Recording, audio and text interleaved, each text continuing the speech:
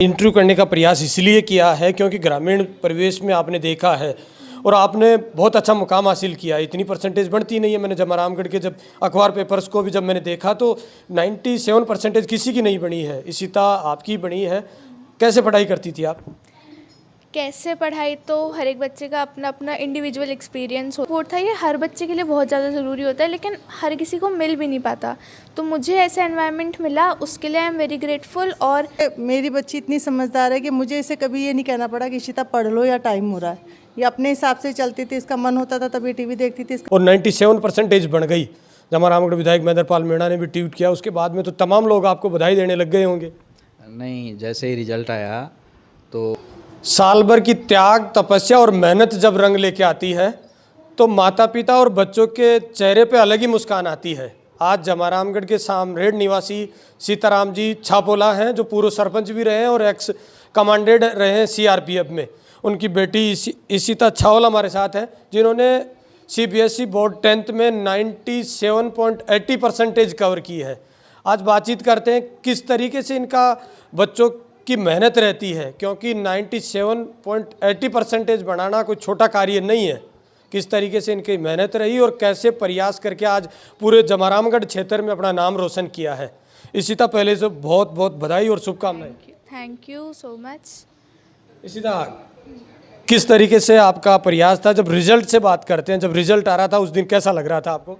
जिस दिन रिज़ल्ट आया 13th में, उस दिन स्कूल में भी यही माहौल हो गया था कि रिज़ल्ट आने वाला है। जब हम स्कूल में थे तो 12th का रिज़ल्ट आ चुका था, तो स्कूल बहुत ज़्यादा हड़बड़ी मच गई थी। फिर हमें एक बार के लिए तो घर भेज दिया था। फिर हमने घर आके रिज़ल्ट की साइट ओपन भी नहीं हो रही थी, क्योंकि वो एक साथ इतने सारे बच्चे देखते हैं तो वो बहुत ज़्यादा लैग कर रही थी।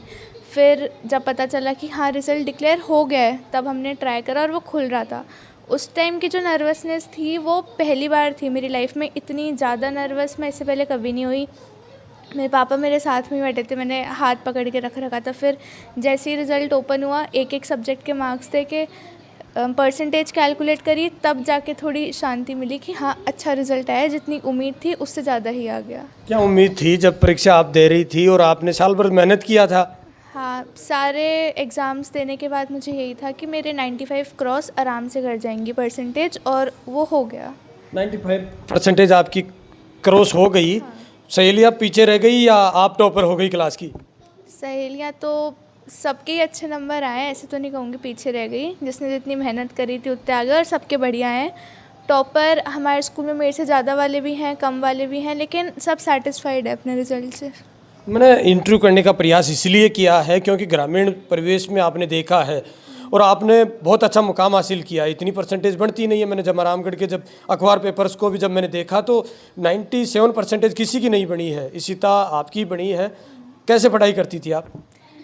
कैसे पढ़ाई तो हर एक बच्चे का अपना अपना इंडिविजुअल एक्सपीरियंस होता है। आप किसी के ऊपर कोई चीज़ थोप नहीं सकते। मेरा यही था कि जो भी रूटीन है बस उसमें कंसिस्टेंट रहना होता है। ये नहीं कि किसी दिन पढ़ाई करने का मन नहीं करा तो चाहे पहले का रिवाइज़ कर लो, पर रोज़ कुछ ना कुछ पढ़ना होता है। साथ ही मेरा ये था कि मैं साइंस, मैथ्स और एसएसटी के अलावा अपने लैंग्वेज सब्जेक्ट भी स्टार्टिंग से ही फोकस में रखूं, तो उसने बहुत हेल्प करी। क्योंकि सारे बच्चे बाकी सब्जेक्ट्स में स्कोर कर लेते हैं, लेकिन लैंग्वेज सब्जेक्ट में कहीं ना कहीं वो चीज़ रह जाती है। तो उस पर स्टार्टिंग से ध्यान देना is one of the key factors. Motivation कौन करता था कि इशिता इस तरीके से मेहनत करनी? और 95 परसेंटेज का आपका तो पहले से ही सपना था। एनालिसिस, पूरे रिज़ल्ट का सारी गाइडेंस स्कूल वालों ने बहुत ढंग से प्रोवाइड करी है। मेरे ट्यूशन टीचर भी हैं, उनकी मेंटर में रहते रहते ही मैंने इतना अच्छा रिज़ल्ट है। और घर वालों की तरफ से तो इमोशनल सपोर्ट हमेशा ही रहा है। कॉन्फिडेंस भी मेरी फैमिली ही बूस्ट करती थी। स्कूल वाले रेगुलर टेस्ट लेते थे, रिज़ल्ट में कुछ कमी रह गई तो उसका पूरा एनालिसिस करते थे। और रिजल्ट आ गया तो फिर इशिता भी खुश हो गई, माता पिता भी खुश हो गए। हाँ, सबके लिए ही बहुत प्राउड मोमेंट था। स्कूल से भी इंडिविजुअली टीचर्स का फ़ोन आया था, जिनको बहुत पहले से जानते हैं, कि क्या रिज़ल्ट रहा। तो मैंने बताया था, बोला अच्छी बात है, स्कूल आ जाओ। फिर स्कूल से हम अलग अलग मीडिया हाउसेस भी गए थे, उधर भी इंटरव्यूज़ हुए। सफलता के पीछे अगर पूछा जाए किसी विशेष व्यक्ति का हाथ है, किसका है? अगर इशिता से पूछा जाए कि इशिता सबसे ज़्यादा प्रेरणा कौन देता था कि इशिता पढ़ाई के प्रति जुड़ना है? एक तो मेरी मम्मी, क्योंकि ऐसा नहीं था कि 10th में प्री बोर्ड्स और मॉक टेस्ट सब में ही अचानक से इतने ज़्यादा नंबर आ जाते थे। 95 के ऊपर नहीं हो पाता था। 85 to 90, कभी 90 to 95। तो उसमें ये था ना कि अगर एक बार आपके कम मार्क्स आ जाते हैं तो आपका सेल्फ़ एस्टीम अपने आप लो हो जाता है, नहीं हो पाती, और एकेडमिक परफॉर्मेंस तो अपने आप ही अफेक्ट होती है। लेकिन मम्मी थी कि टेंशन ना ले, अगली बार कर लेना, अच्छे से हो जाएगा, करती रहे मेहनत, सब कुछ कवर अप करती रहे। तो ये जो इमोशनल सपोर्ट था ये हर बच्चे के लिए बहुत ज़्यादा ज़रूरी होता है, लेकिन हर किसी को मिल भी नहीं पाता। तो मुझे ऐसा एनवायरनमेंट मिला, उसके लिए आई एम वेरी ग्रेटफुल। और मेरे ट्यूशन टीचर, क्योंकि उन्होंने स्टार्टिंग से ही खूब मेहनत करवाई है, लाइक हार्ड वर्क का रूटीन, स्ट्रैटेजी सब उन्हीं की रही है मेरे पीछे। चुनौती क्या रही अगर इस मार्ग में पूछा जाए? मैंने सफलता का राज तो पूछा है, आपकी जो प्लानिंग थी तो वो अच्छी तरीके से रही, लेकिन चुनौती क्या रही? चुनौती एक ही थी, प्रोक्रेस्टिनेशन। मतलब होता है ना कि बहुत ज़्यादा पढ़ लिया है सब कुछ, लास्ट में आते आते हमारा ये था कि दिसंबर तक हमारा पूरा सिलेबस हो गया था, तो अब हम रोज़ वही चीज़ पढ़ रहे हैं, तो उससे बोर्डम भी आता था, कल कर लेंगे कल कर लेंगे। वो एक पॉइंट था दिसंबर जनवरी वाला, जब था कि यार अब नहीं हो पा रहा, बहुत बोर हो रहा है, नहीं करते हैं पढ़ाई, ब्रेक ले लेते हैं। लेकिन फिर वही है कि स्कूल वालों ने इस चुनौती के लिए हमें एक एडवाइस दी कि तुम स्कूल आके पेपर दो, तुम पढ़ो मत, तुम एक रात पहले पढ़ के स्कूल आके पेपर दो, उससे तुम्हारी पेपर देने की प्रैक्टिस होगी, सिटिंग की भी प्रैक्टिस हो जाएगी। इसी तरह इस उम्र में बच्चे स्ट्रेस में चले जाते हैं, बच्चे पढ़ाई नहीं करते, कभी मोबाइल से जुड़ जाते हैं, कभी गेम खेलने लग जाते हैं, और आपने माता पिता का भी नाम रोशन किया है, समाज का भी किया और क्षेत्र का भी नाम रोशन किया है। कितने घंटे पढ़ाई कर लेती थी और ये किस तरीके से हो पाया?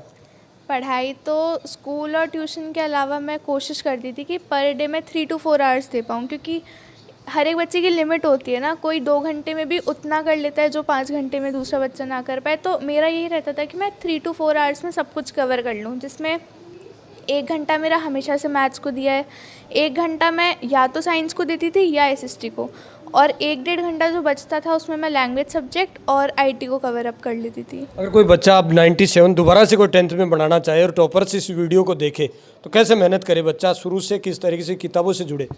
शुरू से देखो, किताबों से तो 10th में ये होता है कि एनसीईआरटी ही हमारी होली बुक है। तुम कुछ मत पढ़ो, तुम सिर्फ एनसीईआरटी पढ़ो, उससे ही पूरा पेपर हो जाता है। और स्पेशली सीबीएसई का तो पूरा ही एनसीईआरटी बेस्ड होता है। दूसरी बात, अपने रूटीन में कंसिस्टेंट रहना भी बहुत ज़रूरी होता है और डिसिप्लिन रहना भी। और साथ ही मैं ये भी बोलना चाहूँगी कि स्लीप शेड्यूल भी अपना ख़राब मत करना। ये नहीं कि रात को देर देर तक पढ़ रहे हो, फिर सुबह लेट उठ रहे हो, फिर दिन में पढ़ रहे हो, ये नहीं होना चाहिए। रात की 8 घंटे वाली नींद इज़ मस्ट। वो नहीं करोगे तो फिर तुम एकेडमिक के लिए भी ढंग से परफॉर्म नहीं कर पाओगे। इसी तरह लाइफ का ये पहला टर्निंग पॉइंट था, इसमें आपने मुकाम हासिल किया है। आगामी अभी तो कई एग्जामें पास करनी है, कंपटीशन बड़ा टफ होता है, और सीबीएसई के लिए तो चलो इजी हो जाता है क्योंकि आप पढ़ाई इस तरीके से ही करती हैं। क्या सपना है लाइफ भविष्य में आपका? अभी तक तो छोटे छोटे गोल सेट करके आगे बढ़ना चाहिए। तो अभी तक तो मेरा 10th तक का ही था कि 95 से ऊपर लाने हैं। अब ये हुआ है तो और ज़्यादा मोटिवेशन भी आई है और सेल्फ़ कॉन्फिडेंस भी अपने आप ही बूस्ट हो गया। तो अब है कि 12th के बोर्ड्स में भी 95 के ऊपर ले आएँ और आईआईटी क्रैक करनी है। फिर आईआईटी के बाद मेरे को सिविल सर्विसेज में जाना है। अभी से आपका सपना आईआईटी में हो गया, लेकिन ग्रामीण परिवेश के जो माता पिता से मिलता रहता हूँ, जब घूमता हूँ तो लोग केवल आरएस और यूपीएससी जानते हैं। हाँ, वो तो एक माइंडसेट कहना चाहूँगी मैं कि बहुत ही पुराने से चला हुआ माइंडसेट चला आ रहा है कि कुछ मत करवाओ, यूपीएससी करवा दो, आरएस करवा दो, आईएएस बनवा दो। थोड़ा बच्चे की स्किल्स पे भी जानना चाहिए कि बच्चा किस चीज़ में इंटरेस्टेड है। अगर उसको करना ही नहीं है तो फिर वो मन से भी नहीं करेगा और फिर होगा भी नहीं। हॉबीज़ क्या है आपकी? बेस्ट किताबों के प्रति तो रुचि थी, जब भी तो परसेंटेज बढ़ गई। किताबों के थी, मेरे को नॉवेल्स पढ़ना अच्छा लगता है, मेरे को स्केचिंग करना भी अच्छा लगता है, और कभी कभी जैसे बहुत ज़्यादा स्ट्रेस होता था तो या तो मैं डांस कर लेती थी या थोड़ा सा टीवी देख लेती और थी। इस पूरी जनरी के अंदर पिताजी और माताजी ने कब कब डांटा आपको? वो थोड़ी बहुत डांट तो ज़रूरी होती है, उसके बिना तो नहीं हो पाता मेरा, इतना तो मुझे पता है। अगर वो बीच बीच में नहीं होता ना तो थोड़ी बहुत डांट पड़ती थी, जब जैसे प्री बोर्ड्स में कम आते थे, क्योंकि प्री बोर्ड्स का लेवल सारे स्कूल्स में यही ऑब्जर्व होता है कि प्री बोर्ड्स का लेवल ज़्यादा आता है बोर्ड से। तो उसमें हम 95 के ऊपर तो क्या, हम 90 के ऊपर भी नहीं जा पाते थे, तो तब थोड़ी डांट पड़ती थी। लेकिन फिर जब ये लोग स्कूल में टीचर से मिले तब कन्वर्सेशन से यही हुआ था कि प्री बोर्ड्स में कोई बात नहीं, बोर्ड्स के लिए मेन है तो मॉक टेस्ट में अच्छा परफॉर्म करना है। मम्मी कहती नहीं थी कि घर का काम कर लो, पढ़ाई में क्या रखा है? पिताजी अच्छी नौकरी में थे, सरपंच बन गए थे, बढ़िया नाम है मार्केट में, क्या करना है पढ़ाई के प्रति जुड़कर? नहीं नहीं, ऐसा तो कहूँगी बहुत ही फ्रेंडली एनवायरनमेंट प्रोवाइड करा है मेरी फैमिली ने। इतना कुछ कभी मेरे पे स्ट्रेस आने ही नहीं दिया, जो भी था अपने तक ही रखा है, मेरे तक बात आने ही नहीं दी कभी। और इमोशनल सपोर्ट बहुत ज़्यादा ज़रूरी था और मेरे को मिल गया वो, इसलिए मैं इतना अच्छा परफॉर्म नहीं कर पाई। अगर मेरे को ऐसा एनवायरनमेंट नहीं मिलता तो शायद मैं नहीं कर पाती इतना अच्छा परफॉर्म। इशिता की मम्मी भी हमारे साथ हैं, इनसे बातचीत करते हैं। कैसा लग रहा है? नमस्कार। नमस्कार। कैसा लग रहा है? क्या डोज पिला दिया ऐसा कि 97? इससे हमें जो उम्मीद थी ना, अभी से ही नहीं, ये छोटी थी तब से ही, मतलब फर्स्ट क्लास से इसने ऐसा ही दिया, 100% ही दिया है। और मुझे तो फुल उम्मीद थी, ये थोड़ी नर्वस हुई थी तो मैंने इसको ये कहा था कि नहीं, तूने जो सोच रखा है उससे तो ज़्यादा ही मिलेगा, और वो इससे मिला है। क्या करते हैं आजकल बेटियां? भारतीय सेना में भी अच्छा परफॉर्मेंस कर रही है और शिक्षा में भी अच्छा परफॉर्मेंस करती है। आप किस फील्ड में हैं? जी, मैं टीचर हूँ गवर्नमेंट स्कूल में। तो अच्छे संस्कार दे दिया बेटी को, आज नाम रोशन हो गया। बस कोशिश है कि आगे भी ऐसे ही चलती रहे। घर पे किस तरीके से इनकी रुचि रहती थी, किस तरीके से मॉनिटरिंग रहती थी आप? देखिए, मेरी बच्ची इतनी समझदार है कि मुझे इसे कभी ये नहीं कहना पड़ा कि इशिता पढ़ लो या टाइम हो रहा है। ये अपने हिसाब से चलती थी, इसका मन होता था तब ये टीवी देखती थी, इसका मन होता था तब ये पढ़ती थी। मैं भी जॉब में हूँ, साहब भी बाहर रहते हैं अधिकतर। इस बच्ची ने जो मेहनत की इसने अपने हिसाब से की। लेकिन जिम्मेदारी आपके ही जुड़ी हुई थी, आपसे ही जुड़ी हुई थी कि बच्ची का अच्छा नाम करवाना, अच्छी परसेंटेज। जिम्मेदारी तो थी, लेकिन जैसे आजकल के बच्चों पर विश्वास नहीं करवाते, मुझे मेरे बच्चों पर फुल विश्वास है। इन्होंने मतलब मेरी जो उम्मीदें थी हमारे पेरेंट्स की, इसने पूरी की है।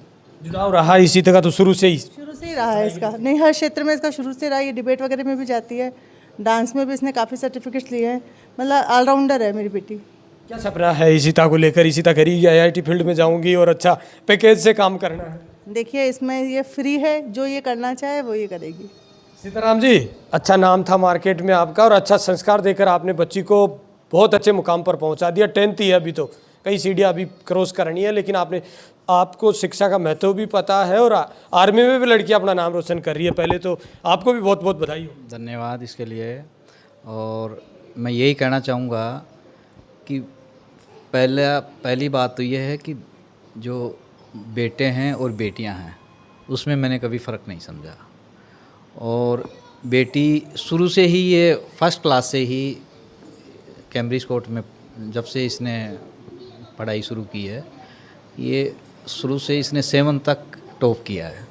8th 9th में बीच में थोड़ा बीमार हो गई थी, 2 साल थोड़ा सा इसका थोड़ा सा कमज़ोर रहा परफॉर्मेंस। लेकिन फिर ये 10th में फिर इसने देखा कि बोर्ड है और 10th में इसने अपने हिसाब से जो पढ़ाई की है और लगातार इसने मॉक टेस्ट दिए हैं, लगातार इसने टेस्ट दिए हैं, उसमें इसकी परफॉर्मेंस देख के मुझे लग रहा था पहले से ही कि बच्ची 90+ स्कोर करेगी। और मैं इसको छोड़ने जाता था, लेने जाता था, तो इससे पूछता था कि हाँ बेटा आज कैसा हो पेपर? तो अच्छा गया पापा, अच्छा गया। और जिस दिन मैथ्स का पेपर था तो मैंने बोला बेटा हाँ कैसा रहा मैथ्स? तो तेरा फेवरेट सब्जेक्ट है। बोला पापा बहुत अच्छा गया, 40 मिनट पहले मैंने पेपर कर लिया। तो मैंने कहा 40 मिनट पहले पेपर कर लिया?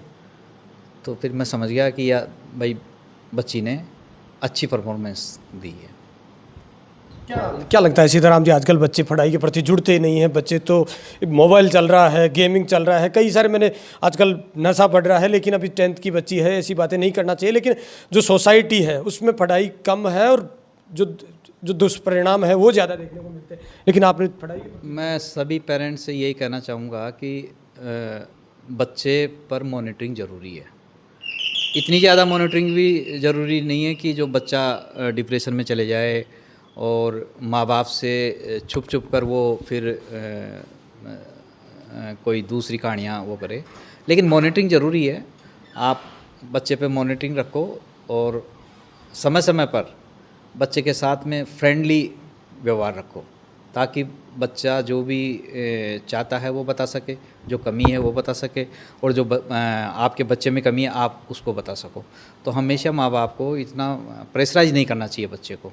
ठीक है बेटा, हो जाएगा, कोई दिक्कत नहीं है, आप मेहनत करो, आप में टैलेंट है, कोई दिक्कत नहीं है। क्या समझाया था आपने? कितना पढ़ना है, कितना क्या करना है, अपने आप सिलेबस रिवाइज करना, इसका सहयोग रहा है। स्कूल के स्टाफ का भी अच्छा सहयोग रहा है। एक इनके ट्यूशन सर है हिमांशु सर, उनका भी बहुत अच्छा सहयोग रहा। और बाकी फैमिली से भी हमने इसको मोटिवेट किया, कभी भी इसको नर्वस नहीं होने दिया। सीताराम जी, उम्मीद से ज़्यादा जब परसेंटेज बढ़ जाती है, 95% का टारगेट था इशिता का और 97% बढ़ गई। जमाराम विधायक महेंद्र पाल मीणा ने भी ट्वीट किया, उसके बाद में तो तमाम लोग आपको बधाई देने लग गए होंगे। नहीं, जैसे ही रिजल्ट आया तो रिजल्ट से साइट ओपन नहीं हो रही थी, जैसा कि बेटी ने बताया। तो साइट ओपन नहीं हो रही थी तो मैंने बोला बेटा साइट ओपन नहीं हो रही है, टाइम लगता है, आज 12th का भी रिजल्ट आया, आप आराम से टीवी देखो, कोई दिक्कत नहीं है, आ जाएगा रिजल्ट बाद में देख लेंगे। तो बच्ची टीवी देखने लग गई। थोड़ी देर में फिर ये दोनों मोबाइल लेके साइट खोलने लगी। तो इसने देखा कि रिजल्ट तो खुल गया। अरे खुल गया, बोला पापा खुल गया रिजल्ट। मैंने खुल गया, क्या है रिजल्ट बताओ। बोला ये। मैंने बहुत बढ़िया, शानदार। कितना गर्व हुआ बेटी को लेकर फिर पिताजी को? गर्व होता है। फिर सबसे पहले इसने मम्मी को फ़ोन किया, फिर रिजल्ट आ गया तो मैंने लोगों को थोड़ा सा वो होता ही है, फिर सबकी बधाई आना शुरू हो गई। महेंद्र पाल जी का फ़ोन भी आया, हमारे विधायक साहब का भी। फिर मैंने बेटी से बात करवाई, उन्होंने बेटी को बधाई भी दी है, शुभकामनाएं दी है। उन्होंने ट्वीट किया, उन्होंने फेसबुक वगैरह पे भी डाला, और फिर काफ़ी लोगों ने जो पार्टी से जुड़े हुए हैं, जो और रिश्तेदार हैं, सभी ने बधाई दी है। और मैं तो यही कहूँगा कि आजकल के जो बच्चे हैं जो मोबाइल लेके मोबाइल में अधिकतर टाइम देते हैं, तो इसमें मॉनिटरिंग बहुत ज़रूरी है। अगर बच्चा मोबाइल का सही से सदुपयोग करेगा तो उसमें फ़ायदे की चीज़ें भी है, अगर उसको गलत यूज़ करेगा तो फिर वो गलत है। तो इसलिए मॉनिटरिंग ज़रूरी है, बच्चा उसका सदुपयोग करे, अपने माँ बापों के साथ में, अपने परिवार के साथ में जो मेहनत करके उनको पढ़ा रहे हैं, पैसा लगा रहे हैं, उनका ध्यान रखे। और क्या कहना चाहिए? सीताराम जी छापोला हैं जो सामरेड से पूर्व सरपंच भी रहे हैं, भारतीय जनता पार्टी के कार्यकर्ता हैं और एक्स कमांडेड सीआरपीएफ में नौकरी की है, डिप्टी कमांडेड रहे हैं, बहुत बड़ा पद होता है आर्मी सीआरपीएफ में। लेकिन निश्चित रूप से सफलता की जो गूंज है आसपास के क्षेत्र में चर्चा है। इशिता, क्या नाम है इशिता पूरा नाम? इशिता छावल। छावल, पिताजी के छापोला लगता है। मेरे छावल लगता है। मीना ही लगाता हूँ मैं, दरअसल में डॉक्यूमेंट्स में तो मीना ही है। लोग जानते हैं सीताराम जी। गोत्र के नाम से, छापोला के नाम से जानते हैं। इशिता, आगे भी जब ऐसे ही जब 12th का रिजल्ट आएगा तो मैं याद करूंगा, तो ऐसी ही परसेंटेज बढ़नी चाहिए। हाँ, उम्मीद है मेरे को भी। और जब नौकरी लग जाएगी तो फिर भी मैं इंटरव्यू करूंगा, फिर पूछूंगा कि अब सफलता का राज क्या है। ज़रूर। सफलता की गूंज है आसपास के क्षेत्र में निश्चित रूप से बड़ी है, क्योंकि जब बच्चे, छोटे बच्चे किस तरीके संस्कारित होकर जब सफलता की रचना रचते हैं इस तरीके से, तो निश्चित रूप से बच्चों का मोटिवेशन भी बढ़ता है इससे, और आसपास के क्षेत्र में नाम रोशन भी होता है। तो आज इशिता छावल से बातचीत की है, 97.80% कवर की है CBSE 10th बोर्ड में। किस तरीके से आपको इशिता का जो मोटिवेशन रहा, किस तरीके से तमाम जो संघर्ष की कहानी है वो बताने का प्रयास किया है इशिता ने, और माता और पिताजी से बातचीत की है कि कैसा अनुभव कर रहे हैं और कैसा लग रहा है। तो तमाम बातें जानकर आपको कैसा क्या लग रहा है, आप मेरे साथ देख रहे तेज मीडिया ग्रुप और मैं हूँ तेजपाल। जय हिंद, जय भारत।